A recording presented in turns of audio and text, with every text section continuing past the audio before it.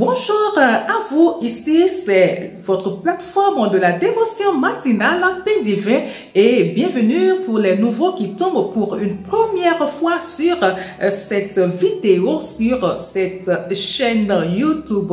Alors, cette semaine, nous avons eu l'inspiration du Saint-Esprit de parler de la propreté et aujourd'hui, nous abordons un terme qui est intitulé « La sainteté du corps par le nettoyage ». La sainteté du corps par le nettoyage. Et nous allons nous appuyer sur le verset tiré de 1 Pierre 1,16.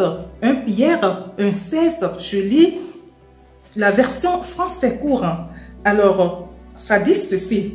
En effet, l'Écriture déclare « Soyez saints, car je suis saint ». En effet, l'Écriture déclare « Soyez saints, car je suis saint ». Alors, on peut déjà tout de suite se poser la question de savoir, mais rendre saint, c'est quoi? Rendre saint, c'est assainir. Assainir, c'est rendre quelque chose saine ou un peu plus saine. C'est dire que la chose, elle est souillée et puis on la rend saine. Ou soit elle est déjà un peu saine et on la rend un peu plus saine. Et comme synonyme, purifier, nettoyer. Alors, lorsque Dieu nous demande d'être saints, c'est qu'il nous demande aussi de nous purifier, de nous nettoyer. Vous savez que l'être humain que nous sommes tridimensionnels.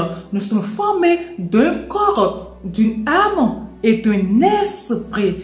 Alors, si on nous demande, si Dieu, la parole de Dieu nous demande d'être saints, c'est que en premier, il veut que physiquement nous soyons saints, que notre âme soit saine, que notre esprit soit sain.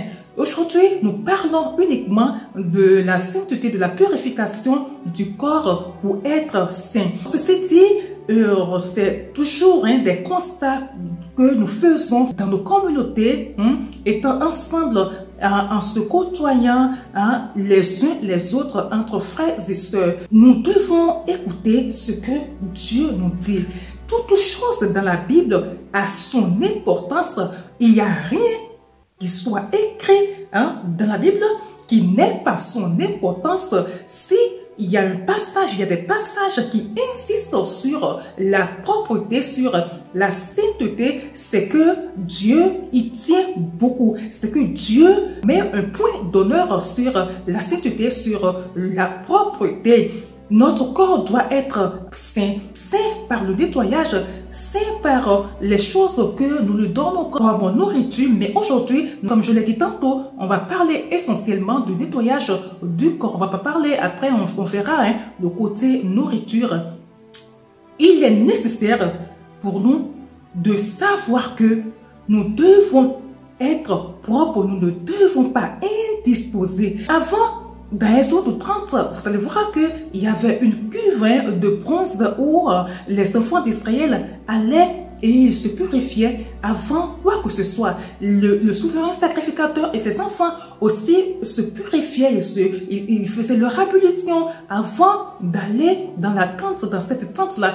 Aujourd'hui, il y a une certaine religion qui continue avec ça, mais les chrétiens, non, les chrétiens ne font plus pas d'ablution avant d'aller prier. C'est vrai que Christ a fait ce sacrifice-là une fois pour toutes. Il nous a permis d'être tous les croyants aujourd'hui, tout enfant de Dieu, vrai enfant de Dieu, vrai croyant, est aujourd'hui sacrificateur comme l'était Aaron et ses enfants.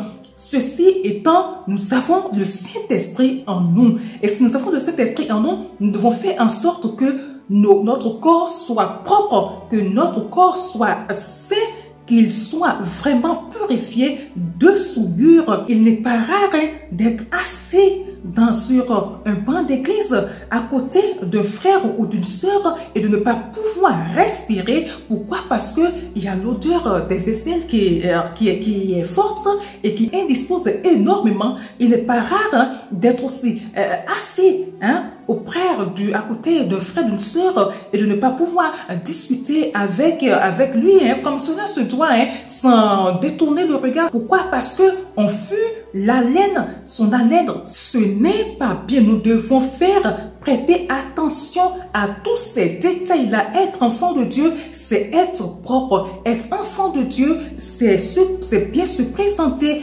Être un enfant de Dieu, c'est avoir une hygiène assez potable. Parfois, lorsque des chrétiens vont sur le terrain pour évangéliser, les païens refusent de les écouter. Parce que lorsqu'ils voient les personnes, les gens qui viennent de présenter l'évangile, lorsqu'ils les regardent, ils se disent, mais c'est pas possible. L'apparence de ces frères constitue un blocage pour l'évangélisation, constitue un blocage pour ces personnes-là qui doivent les recevoir. Pourquoi? Parce que déjà, la bouche, elle n'est pas propre. Ils parlent, il y a une forte odeur qui dégage. Les ongles ne sont pas propres. L'habit qu'on a sur soi, c'est forte odeur qui fait que la personne que vous accostez là n'a pas envie de trop rester parce qu'il y a quelque chose qui la chasse, et par respect, elle va pas vouloir tout vous le dire, hein. Elle va prétester quelque chose là et vite fait quoi, pour que vous puissiez, hein, la laisser en paix. Tout le monde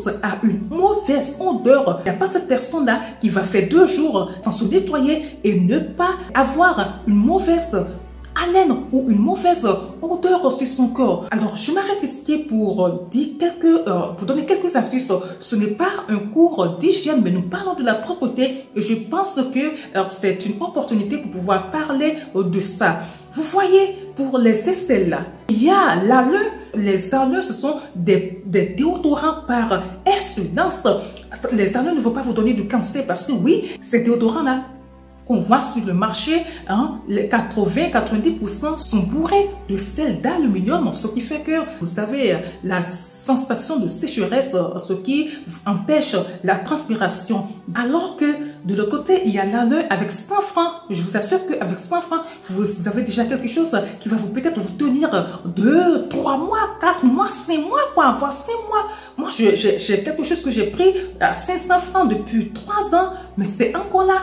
Vous comprenez? Il faut concasser, mettre dans un flacon, peut-être un ancien flacon de quelque chose. Je vais vous montrer un truc comme ça, hein, que moi j'ai, et je concasse les aloes, je déverse ça dedans et je laisse reposer la nuit. Le lendemain, tout est fondu, je secoue bien et après mon bain, alors je me l'applique là. Voilà, donc il faut dire, hein, qu'il y en a qui sont allergiques à cela. Vous savez, nous ne sommes pas tous les mêmes choses, hein. Il y en aura toujours qui seront des exceptions, quoi. Voilà, donc essayez l'aloe et vous direz merci à Dieu, quoi. Voilà, autre chose aussi est ceci. À défaut de se brosser après chaque repas, brossez-vous au moins la nuit avant d'aller vous coucher. Hein? Écoutez, si vous ne vous brossez pas, les débris de nourriture, tout ce que vous avez pris dans la journée, ça reste, hein, au niveau des gencives. Tout est là, quoi. Et vous allez fermer la bouche parce que lorsque vous dormez, vous ne parlez pas.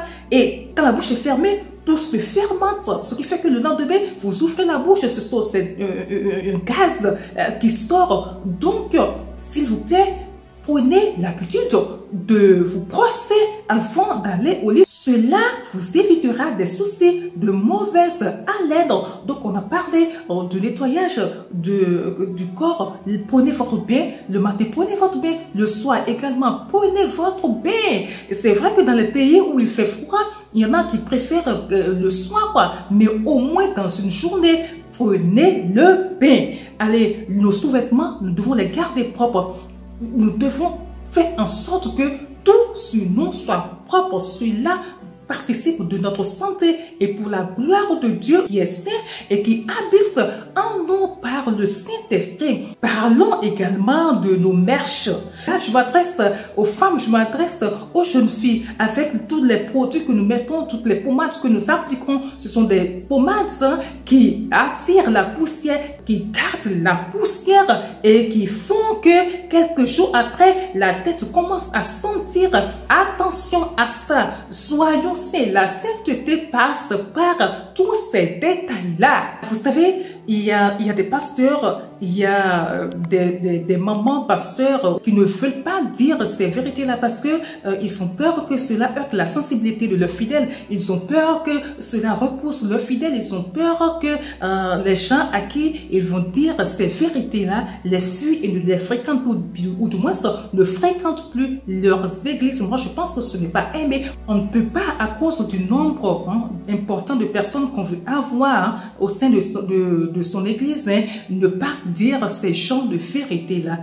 Voilà, donc on se dise la vérité entre nous. Il ne faut pas que ce soit les païens qui remarquent ces choses-là et qui nous le disent, encore que notre Père, notre Dieu qui nous a appelés à lui, nous demande ces choses-là, nous demande d'être saints. Alors soyons saints. Il ne faut pas que notre malpropreté pousse Dieu à rester éloigné, parce que hier on a vu que Dieu a dit à ses enfants, faites attention pour que lorsque je vais arriver, je ne trouve pas quelque chose qui me répugne. Ceci dit, on va s'arrêter ici et on se dit à demain par la grâce de Dieu pour un nouveau thème. Ciao et excellente journée à vous.